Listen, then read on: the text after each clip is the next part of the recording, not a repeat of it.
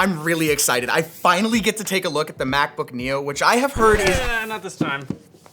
What? Why? Oh, Riley already I guess I get to take a look at the MacBook Air instead, which is still pretty exciting because it is also featuring Apple's new M5 silicon. And we're gonna open it up and see if it's worth the price increase over the Neo. It's gonna be tough to beat, but I'm still excited to take a look at this. Right off the bat, classic Apple. You get the device right away, wrapped in some nice paper here. Let's take it out. Woo! These look slick.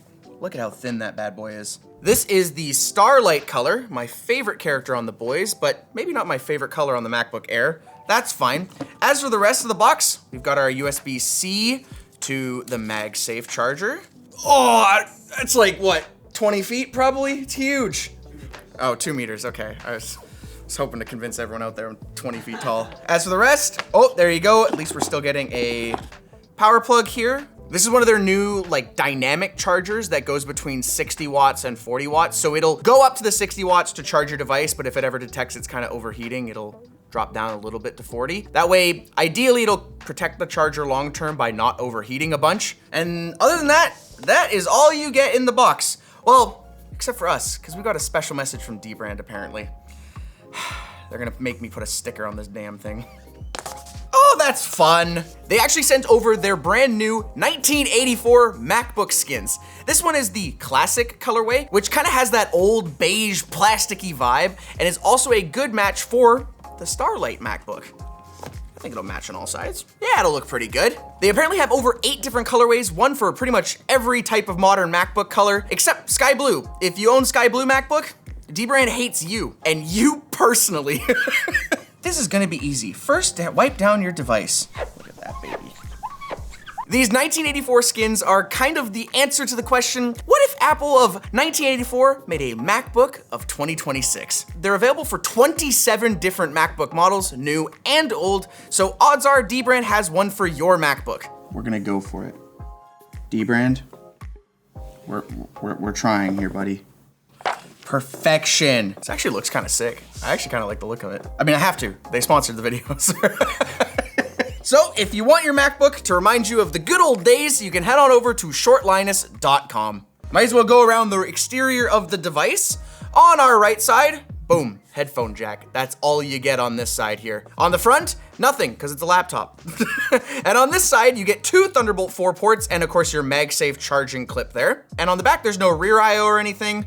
But that's it, 2 Thunderbolt 4 ports, baby. Like I mentioned at the very beginning, this has Apple's M5 chip in it. Now, it's a slightly cut down version from the MacBook Pros that you would see, which makes sense. In this case, it's a 10-core CPU with 4 of them being their new super cores and 6 being efficiency. It has 8 cores on the GPU and 16 cores for the NPU. And that's where you're gonna see like the biggest difference between the base model Pro MacBook. The GPU has more cores on the Pro. And as for the RAM on this device, you can get it in a couple of different configurations, but a big one is the memory bandwidth has been increased from 120 gigabytes a second to 153. What else has been increased is the base storage. There's no 256 gig base storage for this anymore. You have to go to 512, which does make the device a little bit more expensive than last year's as the starting model, but it is the same price as what the 512 was last time.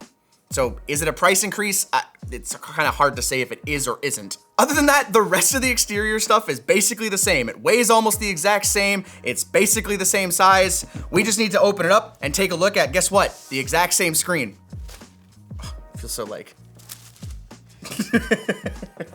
Like I said, exact same screen, it's the same size, 2560 by 1664, at least on the 13-inch. On the 15-inch, it's a little bit bigger. Still a 60 hertz screen, you have to go to the Pro line if you want 120 hertz, and still 500 nits brightness across the board, and still that big frickin' notch right at the top center there.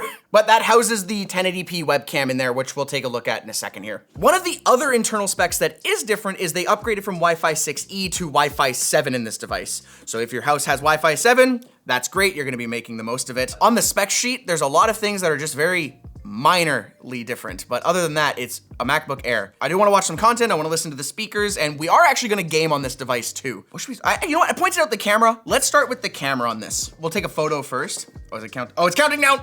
I thought I took the photo. I didn't realize it was counting down right away. Oh God, that. Yeah, you can tell I was not ready for that photo, but for a 1080p webcam though on a laptop, it is a lot better than a lot of other 1080p webcams I've looked at. I mean, even that like Lenovo laptop that I unboxed recently, that was like, what was it, $3,000 or something. I would say that that webcam was worse than this, but I also took a video with that one. So let's take a video here. Let's see if it's worse. Hello, this is what the webcam looks like. And this is also what the audio sounds like from this webcam. How do I sound? Do I sound great? I hope so. I don't know yet. That sounds really good.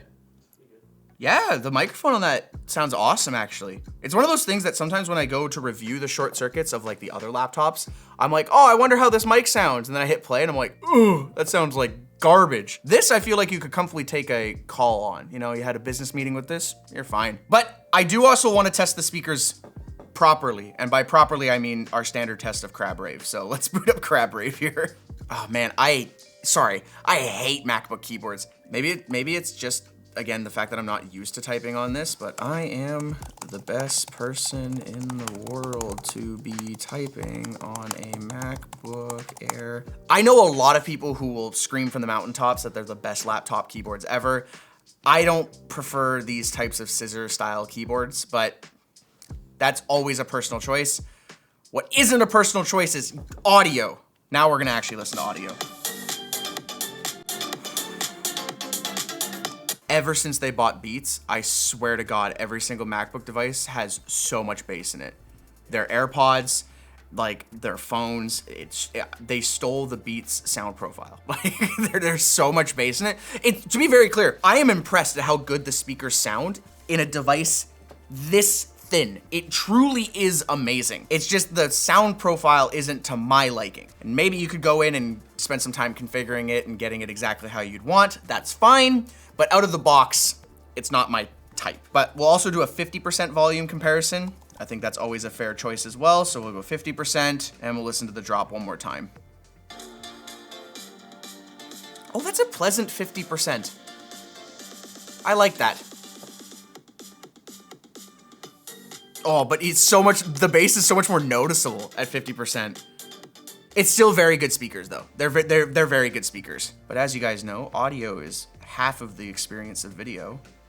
The other half is the video. So let's look at our Ari test footage here. It doesn't feel as bright as some other devices I've looked at. I mean, 500 nits isn't the brightest thing that we've looked at that they've claimed, any devices, whether it's been Lenovo or any other company, whatever, but it doesn't, I'm not getting that brightness when I'm watching this YouTube video right now. I will say the color range looks pretty good on this though. And that's what I think this device is targeting, right? It's gonna be targeting people who are gonna do like Photoshop and some Premiere editing. Oh man, I almost reached up and went to tap the X. Apple, please, for the love of God, put a touch screen on your MacBooks. Maybe I'm in the minority here. Make it an option to buy a touchscreen MacBook. I love touchscreen laptops. And so immediately for me, I look at these and I'm like, that's almost a deal breaker for me. But I know that's a very personal choice as well. Before I fire up a game here and do some gaming like I mentioned I was gonna do, I'm gonna go over some of our other labs results when it came down to benchmarking the M5 that's in here. We compared it to the last year's M4 and we compared it to the also MacBook Pro M5. That way we kind of had a good idea of where this lines up. And when you compare it to the Pro, in single threaded or single core performance, it's almost identical, which is what you would expect from basically the same chip. It's the multi-threaded experiences where the Pro really outshines. Another thing that might be contributing to the performance delta between the MacBook Pro M5 versus this M5 is the MacBook Pro M5 has a dedicated fan to it, whereas this does not. So I'm in Cyberpunk right now. There's actually a dedicated setting in Cyberpunk for MacBooks that is just called For This Mac. So we're gonna do that because I think that'll probably give it the best chance at looking good, but obviously you could play around with it as you want. So let's continue our game here. Oh baby. I don't have my FPS counter on and I can tell that there's a lot of motion blur on and I can tell we're not quite hitting 60 FPS. We're probably dropping just a little bit below that and our 1% lows are probably even lower. But saying that, it's gonna be a hot take. I think if you were a console gamer, this is like perfectly acceptable. I think if you're expecting like PC level performance out of this, I think you could probably be a little bit upset at it, but console gamers are used to motion blur. Console gamers are kind of used to the 60 FPS target limit. And I think if that's what you had to settle for, this feels like a pretty decent gaming experience, even just walking around really quick. I know I'm obviously not doing anything like crazy. Man, this trackpad is a lot better than the other haptic trackpad I tried. What was it? I think it was the Lenovo Rollable. This trackpad is garbage. This is a much better feeling trackpad. Actually, since it has that for this max setting, I'm gonna quickly run a benchmark really quick and we'll see what we get. And I think one thing that's important to point out is this is probably gonna be like the hardest you would push this type of device when gaming, right? I think a more realistic gaming approach is gonna be Aputure, idle games, you know, maybe some other light titles. I don't really expect the average gamer who's gonna be buying this is gonna be wanting to play Cyberpunk. Saying that, I just unlocked VSync and it's basically still locked at 30 FPS. So I think VSync is like, hey man, you're not gonna get much higher than this anyways. Might as well stay here. 35, 37, 38. Alrighty, there we go, our final results. Now, obviously our resolution here is a little bit lower than the native resolution of the display because when you set it for that max setting, it does add some dynamic resolution scaling. But our average FPS was 33. One of the final benchmarks that our labs team ran was doing Premiere Pro and Photoshop, again, on the same devices, and this fell right where you'd expect. Better than last year's M4, but slightly worse than the MacBook Pro M5. So again, it's right in its target range here. As for our total battery life on this device, we saw an improvement over the M4, which again, you would expect, but I think what's impressive is the fact that it was using the same battery size, that 53.8 watt-hour battery. It goes to show some of maybe the efficiency improvements that they've made, or maybe battery chemistry, just batteries have gotten better over time. Obviously, it falls behind the MacBook Pro M5, but that's also got a bigger battery. So I think again, for being a year-over-year revision from the M3, M4, M5, the fact that we're seeing slight improvements over time is great. Because then I think if you're someone who did buy an M3 or an M4, you don't feel like you're being too far left behind, if that makes sense. Like, oh man, next year's is so much better than the one I bought. I feel like I think one of Apple's almost biggest things that they've done to shoot themselves in the foot was they made M1 and M2 like too good. So I think that anybody who still has one of those laptops, they're like, I still don't need to upgrade yet. The last thing before I shut it down, you've obviously got your fingerprint scanner if you want, but this is the part where I would normally open it up. It does have screws. Should we try? Yes. Let's try.